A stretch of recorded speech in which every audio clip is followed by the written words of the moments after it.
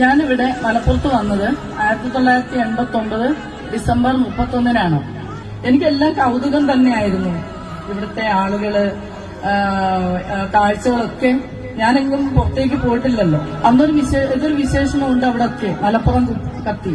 അപ്പൊ എനിക്കിങ്ങോട്ട് വരുമ്പോഴും പേടിയാണ്. എന്റെ മനസ്സില് എല്ലാവരുടെയും അരയില് കത്തി ഉണ്ടായിരിക്കും. കത്തിയുള്ള മനുഷ്യരെയാണ് ഇവിടെ കാണുന്നത്. അതൊക്കെയാണ് എന്റെ മനസ്സില്. ക്രമേണ എനിക്ക് പേടിയൊക്കെ മാറി.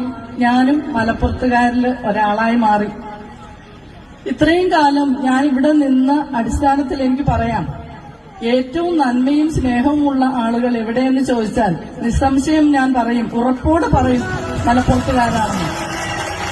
ഇനി ഒട്ടേറെ അനുഭവങ്ങളുണ്ട് ഇവിടെയൊക്കെ ആണെങ്കിൽ പച്ചക്കറി കടയിലോ ഫ്രൂട്ട്സ് കടയിലോ ഒക്കെ ചെന്നാല്, എന്തിന് മീൻ ചന്തയിൽ ചെന്നാൽ തന്നെ ടീച്ചർക്ക് വേണ്ടത് എടുത്തോളൂ, ടീച്ചർ എടുത്തു തന്നു, ടീച്ചർക്ക് വേണ്ടത്.